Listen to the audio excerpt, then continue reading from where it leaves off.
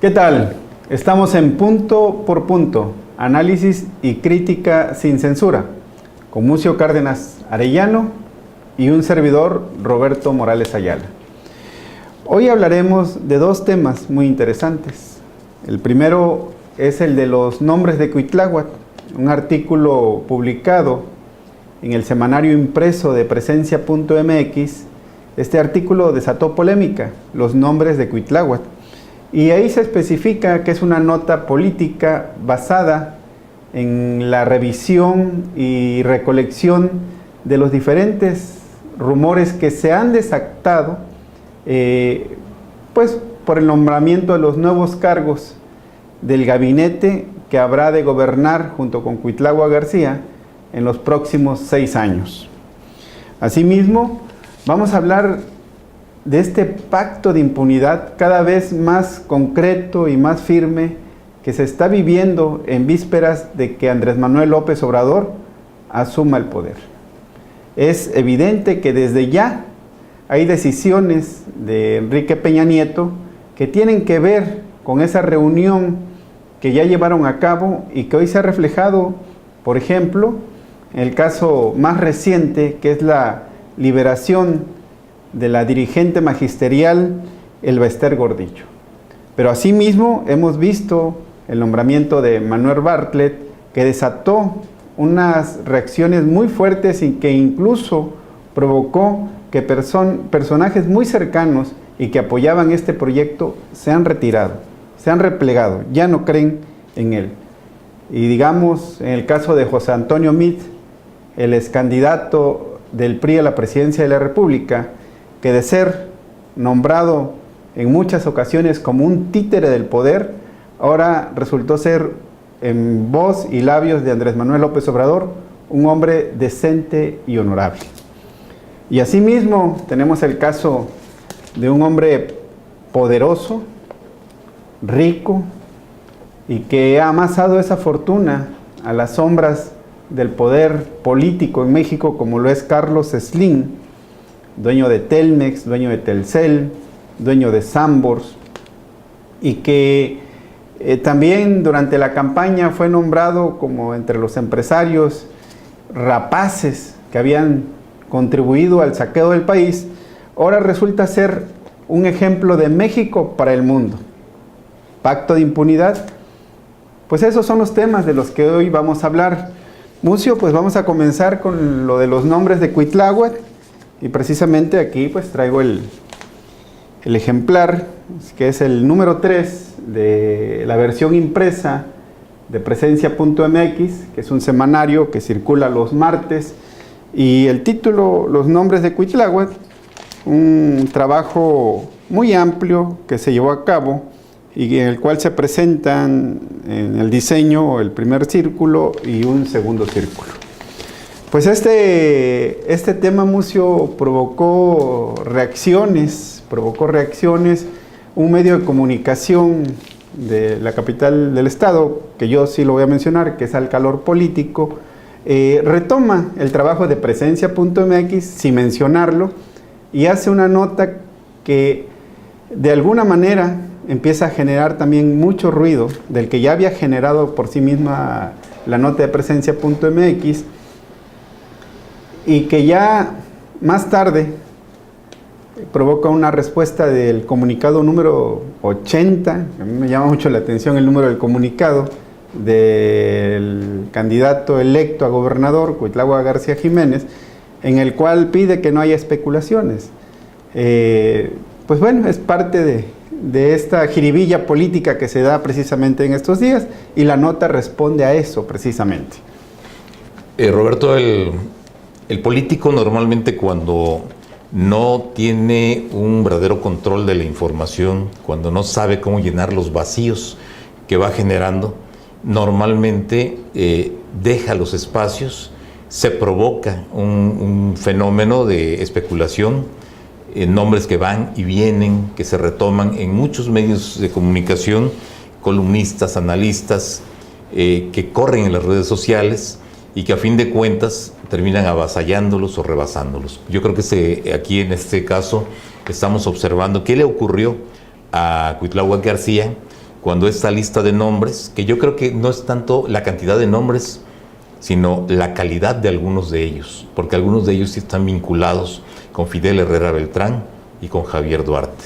Yo creo que preocupó el que se supiera o que se pensara o que hubiera algún elemento para ver, por ejemplo, a Raúl Sarrabal, que fue diputado local, priista, vinculado tanto a Fidel Herrera como a Javier Duarte, fue secretario de Comunicaciones de Javier Duarte, un hombre que operó la llegada de Salvador Mansur a Boca del Río como presidente municipal y que habría de ser el sucesor de Javier Duarte, pero que una declaración, un video que lo capta tildando a los adultos mayores como oro molido, lo despeñó totalmente. Era una forma en que ellos usaban los programas sociales para generar votos a favor del PRI, a favor de su partido.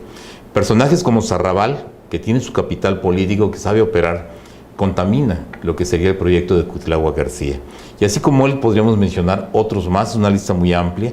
Ustedes dieron detalles, el currículum de muchos de ellos. Hay gente muy valiosa que pudiera estar en el gobierno de Cuitláhuac García, y qué bueno que se pudiera contar con esa gente para poder tener un mejor desempeño como gobierno.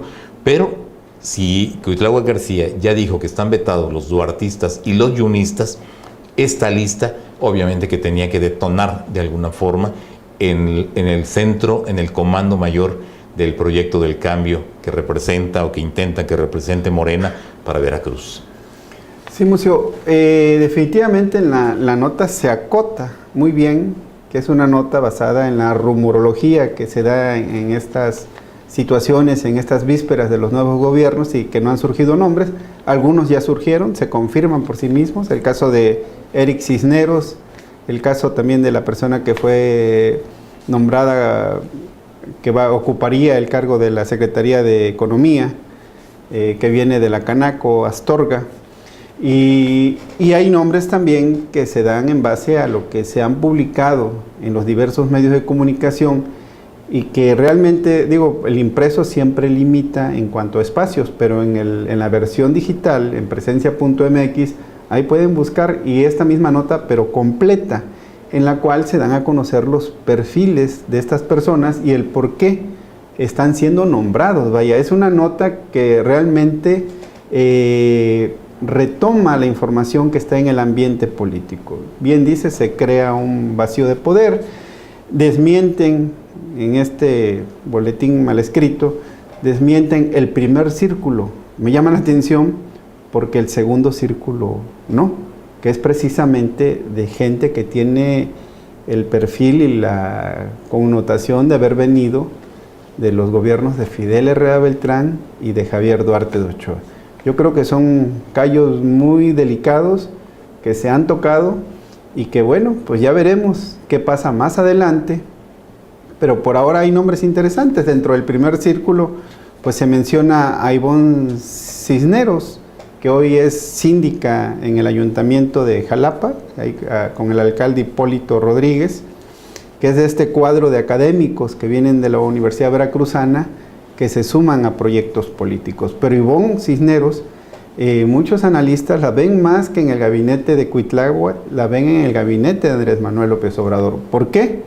Pues ella es la que de alguna manera estuvo operando este programa de adultos mayores que tanto éxito de manera política y social le acarreó a Andrés Manuel López Obrador. Sí, Roberto, yo vuelvo y retomo esa parte. Mira, yo vi la respuesta de Cuitláhuac García, veía venir la bola de nieve, estaba empezando a caer, a deslizarse hacia su persona, pero que se genera porque empiezan a percibir que algunos medios retoman la información. El caso del calor político yo lo vi en varias redes, lo vi en las redes sociales de manera muy intensa, se estaban reproduciendo las listas completas de todos estos funcionarios, y creo yo que esto obedece a que no tiene todavía diseñada una política de comunicación, no ha establecido quién pudiera manejarle, cuando menos no hay una figura visible, y si la hubiera, no está cumpliendo con su tarea. ¿Qué tiene que hacer un político como Cuitláhuac García, que va a encabezar el gobierno de Veracruz? Tener a alguien que le opere una relación permanente con todos los medios de comunicación del Estado, Hay que mantener un diálogo, hay que hablarles, la llamada, hay que mantener trato con los jefes de redacción, con los reporteros, con los columnistas, para que cualquier información de este tipo vaya muchas veces a la consulta, a tener las dos fuentes, es decir, obtuve esta lista, quiero un comentario de parte del funcionario, y en ese momento, bueno, se puede decir, ¿sabes qué? Sí se publica, pero bueno, todavía no tenemos acreditado el equipo de trabajo que va a estar gobernando junto con Cuitláhuac García. Creo yo que se han generado esos vacíos informativos, que es parte del vacío de poder. Nosotros percibimos, yo creo que Cuitláhuac García será un gobernador totalmente acotado, maniatado por las estructuras de Andrés Manuel López Obrador. Él no es un político allegado, es un político nuevo realmente en todo lo que ha sido el proyecto de López Obrador. Eric Cisneros es un hombre que ha operado desde hace muchísimos años, yo creo que tiene 15 años trabajando para la causa de López Obrador, y el mismo Manuel Huerta, presidente de Morena en el estado de Veracruz. Están colocados, uno va a ser secretario de gobierno ya oficialmente, y el otro, Manuel Huerta, será el coordinador del área federal en el estado de Veracruz, es decir, van a controlar a Cuitláhuac García. Eso también nos hace ver que va a ser un gobernador que en ese momento todavía no tiene esos círculos, esos grupos que le pueden matizar un poco el golpe y el desconcierto que pueda generarse cuando crezcan estas bolas de nieve informativas que ellos las dejaron correr, porque los nombres van a seguir surgiendo. Están en la mente de muchos lectores porque así los han estado reflejando columnistas, analistas y reporteros. Sí, Mucio, el caso de... Yo insisto en el punto del segundo círculo, porque ahí es la parte que no está precisamente dentro del grupo de Morena, sino que es más ligada al duartismo, fidelismo.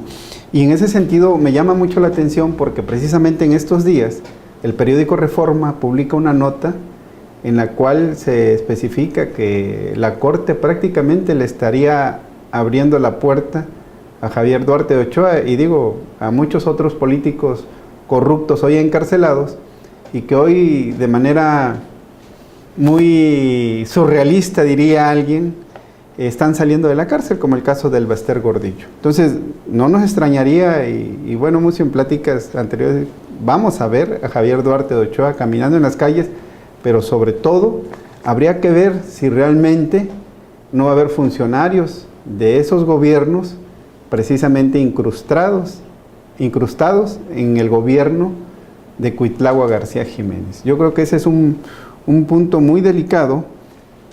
¿Y por qué se le podría abrir la puerta? ¿O por qué le está abriendo la Corte la puerta? Porque en la cuestión de los delitos de investigaciones a las cuentas bancarias, la Corte ya mencionó que es inconstitucional este tipo de información, y al parecer mucha de la información sustentada en contra de varios funcionarios duartistas es por la información que se había obtenido de esas cuentas bancarias. Que va a derrumbar los juicios. Sí, no porque no exista el delito, no porque no haya enriquecimiento inexplicable, sino porque es inconstitucional. Se violó el debido proceso. Se violó el debido proceso. Así Entonces, es. Lamentablemente, por ahí estaremos viendo a estos políticos, pues cuando menos en las calles. Habría que ver si también gozando de las mieles del poder. Yo creo que sí, Roberto. Yo creo que es parte de lo que le preocupa a muchas capas de la sociedad, el saber que este cambio que se da con Morena por todo el país, que ganan a la buena, que ganaron con el voto de la sociedad, una sociedad que reclama un cambio, una dinámica distinta, y aterrizar un bienestar que nos ha negado el PRI y el PAN mientras han estado en el poder, quizá uno en mayor medida que el otro. Cuando tenemos un problema de violencia gravísimo, la sociedad dijo, vamos con Morena en lo federal, en lo estatal, en congresos, en diferentes partes del país. Qué bueno que haya esa expresión, pero la otra es, hay que hacer que esa expectativa que se creó no se convierta en una decepción. Entonces, si observamos ese círculo, ese segundo círculo, que es donde se encontraría Raúl Sarrabal, por ejemplo, Alejandro Montano, quien fue secretario de Seguridad Pública de Miguel Alemán, y su escolta de cabecera, que ha sido diputado federal, que ha tenido cargos importantes, diputado local.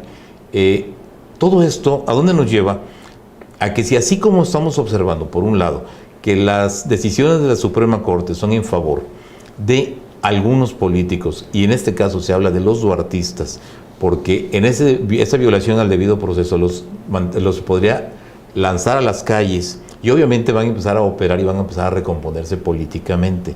Si a eso queda aparejado que parte de esos grupos duartistas o fidelistas van al gobierno de Cuitláhuac García, estamos viendo la reedición de esos grupos políticos a los que se les estaría pagando un favor, que fue el haber operado en esta campaña a favor de Morena.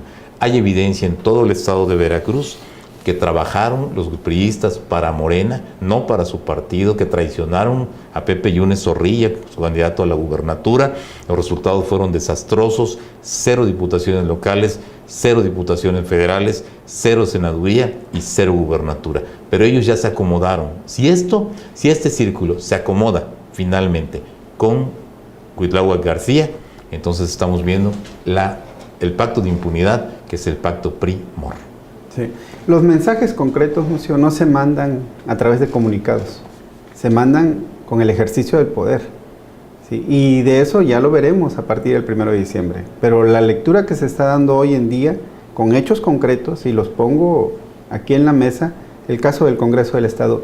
¿Quiénes eran los más interesados en que el fiscal anticorrupción, que fue ya designado en el Congreso, no fuera designado por el grupo de Yunes Linares, por así decirlo, como ellos lo están planteando?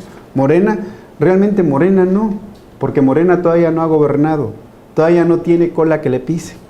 Eso todavía va a pasar, tiene que gobernar, tiene que, pues bueno, la gente espera y la gente votó en contra de la corrupción y a favor de un gobierno honesto, que es lo que espera la sociedad. Entonces, ellos no han gobernado y ojalá demuestren que son un gobierno honesto. Pero ¿quiénes podrían ser los más preocupados porque ese fiscal anticorrupción no fuera designado por Miguel Ángel Yunes Linares? Los priistas, claro. Sí, y ellos fueron los que se sumaron a Morena para tratar de impedirlo. Y ahora, ¿qué vemos? Esta acción realmente criticable y condenable de encadenar el Congreso. Digo, es una muestra de desesperación que no va en un grupo que ya va a asumir el poder, Mucio. Yo creo que ahí debieron haber mostrado estatura política. No lo hicieron. Llevaron golpeadores y con abuso del poder y abuso de la fuerza le pusieron cadenas al Congreso. Lamentable, Roberto. Lamentable, muy lamentable. Fue un escenario, el escenario local. Describe algo que se pudo haber ganado simplemente en la alianza PRI-Morena, el no haber permitido que se realizara la designación de los magistrados, 12 magistrados que cubrirían los espacios dejados por los 12 que pasaron a retiro, algo que se pudo haber arreglado incluso con un recurso de inconstitucionalidad. No se llevó a cabo así. Encadenan el Congreso del Estado, la reja principal. ¿Qué habría sucedido si Miguel Ángel Yunes Linares hubiera mandado a la Fuerza Civil, a la Policía Estatal? Con la mano en la cintura hubieran roto las cadenas y hubieran entrado. Pero Miguel Ángel Yunes habló de golpeadores y de gente ligada a actividades delictivas o con antecedentes delictivos. Y ahí pudo haber ocurrido una masacre, hubiera ocurrido un hecho de sangre, y hoy estaríamos hablando no de la toma del Congreso o del encadenamiento del Congreso, estaríamos hablando de la renuncia de Miguel Ángel Yunes de manera anticipada por hechos violentos, porque entonces hubieran justificado. Lo único que le faltaba a Veracruz es que el gobernador provocara un hecho de sangre en el Congreso del Estado. Yo creo que ese era el escenario que se veía, y por eso Miguel Ángel Yunes dijo: no le entro, no voy a presentar ya la propuesta de los magistrados, y el cambio fue: vamos a dejarlo pendiente. Entonces será Cuitláhuac García quien designe a esos magistrados. Entonces estaríamos hablando que tiene sus magistrados a modo, y si logra tumbar al fiscal anticorrupción o al mismo Jorge Winkler, fiscal general del Estado, la propuesta que haga y los que nombre el grupo mayoritario de Morena en la próxima legislatura, ¿qué nos van a dar? El fiscal a modo, el fiscal anticorrupción a modo, los magistrados a modo de Cuitláhuac García. Es decir, se va a repetir el escenario, pero con él, Todo lo que le criticaron es lo que va a ocurrir a partir de que ellos tomen posesión y dispongan ese poder. O sea, fiscales carnales y magistrados carnales. Todo cambia para que no cambie nada. Así es. Y Mucio, llama la atención porque mientras en el altiplano a nivel nacional Andrés Manuel López Obrador anda en toda una campaña de amor y paz con los grupos políticos de aquella mafia del poder que tanto criticaba, aquí en Veracruz no se está dando eso, ¿no? Y ya lo había yo comentado anteriormente, de cómo ese enfrentamiento entre el gobernador Miguel Ángel Yunes Linares y Morena se sigue dando, ¿no? Contra los dirigentes de Morena y no, parece que no va a haber más que en su momento va a ser, creo yo, perseguido y se le van a afincar responsabilidades por razones políticas. Sí. Por razones políticas, tal como lo estamos viendo el día de hoy. Qué lamentable que sea de esa manera y no por cuestiones de justicia, porque estamos viendo, y creo que es el tema, Mucio, que vamos a ver en este momento, vamos a entrar a ese tema, de ese pacto de impunidad, que a nivel federal lo estamos observando y con hechos concretos. Vaya, hay cuestiones que en su momento señalamos, Mucio, porque vaya, no lo hicimos a toro pasado, sino que lo estábamos haciendo en su momento y hoy lo estamos viendo en los hechos. El caso, Roberto, de Elbester Gordillo. Elbester Gordillo obtiene su libertad después de estar en la cárcel 5 años. Eso, prácticamente a los 6 meses de que toma posesión Enrique Peña Nieto, es encarcelada. Lideresa magisterial, lideresa del sindicato más poderoso a nivel Latinoamérica, no nada más México, numerosísimo, con una cantidad impresionante de miembros, de afiliados. Una mujer que logró llevar a la presidencia de la República en su momento a Felipe Calderón con su operación política junto con Miguel Ángel Yunes Linares, que operaron con los gobernadores priistas para pasarle parte de la votación. Colocó gobernadores como Rafael Moreno Valle en Puebla. Logró colocar senadores, a su yerno, por ejemplo, y así fue repartiendo los espacios de poder. Sin embargo, cuando llega Enrique Peña Nieto, a pesar de que le operó a favor en la campaña, pedía demasiadas posiciones para su grupo, para su equipo, y el resultado fue un encarcelamiento, cuando que en realidad lo que había atrás era su oposición a la reforma educativa, porque le iba a quitar el control de las plazas. Viene esta reforma educativa, la quitan del camino, la meten a la cárcel, le imputan 1.800 millones de pesos de fortuna no demostrable en aquel entonces. Se conocen historias verdaderamente grotescas, terribles, se pudiera decir escandalosas, de una mujer que lograba cerrar los centros comerciales en Estados Unidos porque ella quería comprar a gusto y le vaciaban la tienda, que compraba una casa en esta parte de una acera de la calle y enfrente compraba la otra mansión, unos lujos que nadie se da. Utilizaba 2 aviones particulares para moverse, no se sabía en cuál de ellos iba a viajar, así se cuidaba, hasta que finalmente el poder público la mete a la cárcel. Y cuando faltan unos meses para dejar el poder, Enrique Peña Nieto la excarcela. Fueron derrumbando las acusaciones, no se le pudo acreditar lavado de dinero y finalmente la Suprema Corte, un juez federal la deja en libertad. Pero siempre y cuando estas decisiones se hacen con la anuencia del próximo presidente. Esta no es una decisión de Enrique Peña Nieto de manera aislada, es una decisión que tuvo que haber tomado por reglas del sistema, reglas no escritas, con Andrés Manuel López Obrador. De otra manera, estaríamos hablando de una afrenta por parte de Enrique Peña Nieto que se estaría cobrando en su momento López Obrador. Yo estoy seguro, esto lo aprobó López Obrador porque la gente del Elbester operó a su favor y le consiguió una cantidad considerable de votos dentro del magisterio.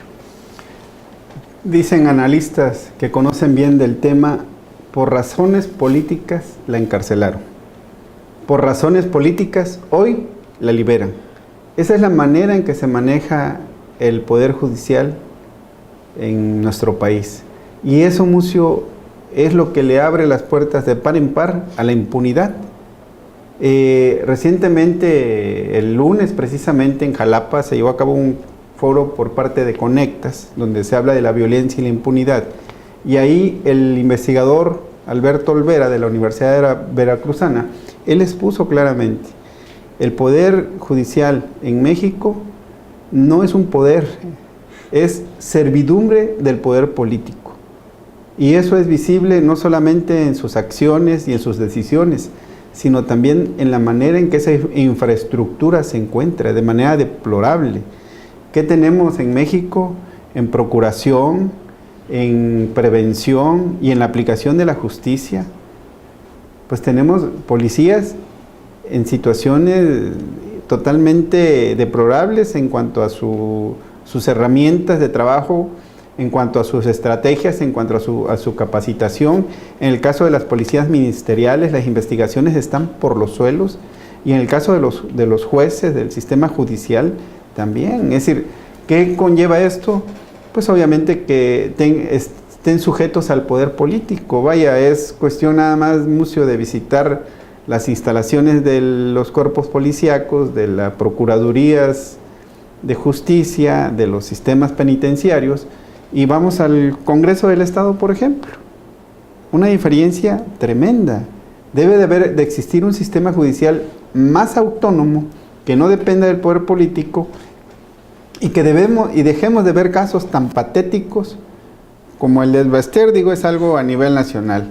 Pero aquí en nuestro estado, pues hemos visto situaciones realmente de risa, ¿no? Como un candidato, como un político que por razones políticas lo querían meter a la cárcel en el gobierno de Javier Duarte de Ochoa, y en el gobierno de Miguel Ángel Yunes y Linares lo liberan de esa orden de aprehensión y lo mandan de candidato a diputado federal, ¿no? Entonces, es una muestra de cómo el Poder Judicial está por los suelos, ¿no? Y se dan casos como el del Baster. Sí, Roberto, no es nada más el caso del Baster, quizá fue el más grotesco. ¿Por qué? Porque ocurrió unas horas antes de la entrega de la constancia de mayoría a López Obrador. Hay que ser así. Yo veo a un López Obrador que no ha cambiado en nada, es su discurso, es congruente consigo mismo, él así es. Congruente con la amnistía. Tiene un asunto que yo creo que plantear esa amnistía está resultando, creo, un Waterloo anticipado a su gobierno. Simplemente se abrieron los foros por la paz en Ciudad Juárez, y lo que vimos ahí fue un grupo de personas que se encontraban en el auditorio que realmente no representaban los intereses de las víctimas. Cuando irrumpen las víctimas, los familiares de los desaparecidos o de los muertos, chocan con López Obrador, mientras él habla de un perdón sin olvido. Ellos le dicen que no, que ellos lo que quieren es que quieren justicia, no quieren darle perdón a quienes les causaron tanto daño y les arrancaron la vida de sus familiares.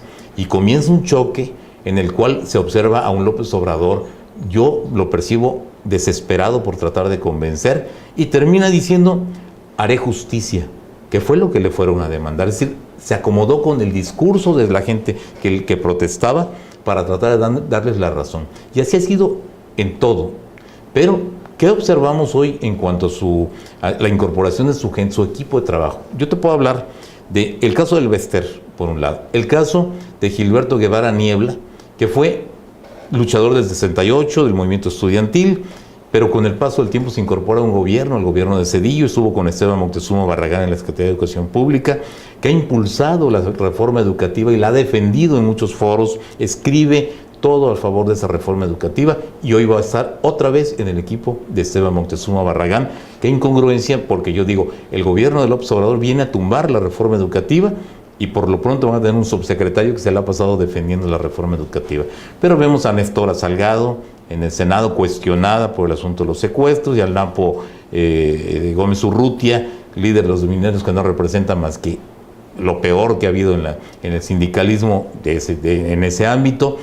Y vemos a mucha gente descalificada, que son con los que va a trabajar Andrés Manuel López Obrador. Ni se diga el asunto de la amnistía, es un tema espinosísimo, porque no va a acabar con la violencia. Ya lo estamos viendo. Nada más tocaron una parte del problema y se le vino una bola de nieve al próximo presidente de México. Pero ese es el problema. José Antonio Meade hoy es un hombre decente. Era un calumniador, decía López Obrador. ¿Sí? Hoy es un hombre decente. Slim era de la minoría rapaz y hoy es un ejemplo para México y para el mundo. O sea, ese discurso no le ayuda para nada a López Obrador. ¿Cómo lo cerraría yo? Como un pacto de impunidad. Eso es lo que yo veo. Estamos ante un pacto de impunidad. Y habría que ver lo que dice José Agustín Ortiz Pinchetti. Dice, López Obrador no va a corregir nada. El olvido, él sí lo está aplicando. Sí, definitivamente. Bueno, y lo dice la frase, ¿no? El que no conoce su historia está condenada a repetirla. No puede pedir que se olvide esa historia de esa mafia de corrupción, de esa mafia de injusticias, de crímenes, de corruptos que empobrecieron al pueblo de México. ¿Cómo pedir que se olvide eso? Y todavía más, no se trata de perdonar nomás porque yo quiero perdonar. En el perdón implica el castigo. Sin castigo no puede haber justicia, y este país lo que hoy necesita es justicia. Por eso votaron los mexicanos, y eso es lo que debe entender el poder, porque hoy estamos hablando del poder, no estamos hablando de un candidato. Ya las campañas terminaron, ya no se trata de defender, ahora hay que cuestionar, y eso es lo que estamos haciendo mucho, y creo que ese es el contrapeso que realmente vale en este país, es el contrapeso que puede ser útil en este país. Y qué bueno, Mucio, que muchos de los que ya tenían una actitud hasta fanática en relación a esta ola de apoyo, hoy se estén dando cuenta y estén asumiendo una postura más crítica. Vaya, finalmente el país va a cambiar, esto se trata de un cambio, y tenemos también que contribuir nosotros mismos a que ese cambio sea positivo para nuestro país. Exactamente, Roberto. Yo creo que la cuestión es que no se puede dejar de tener una actitud crítica, porque la crítica le ayuda a la democracia.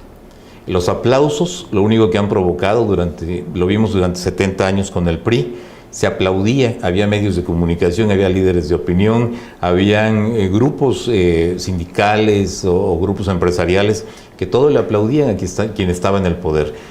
¿Qué provocó eso? Un México con una desigualdad terrible, que por eso es que hoy estamos con la oportunidad de la izquierda de demostrar que sí están preparados para gobernar. Pero los mensajes, los signos, lo que nos está dejando ver López Obrador, créeme que a mí me genera preocupación, porque no creo que así pueda sacar adelante ese proyecto.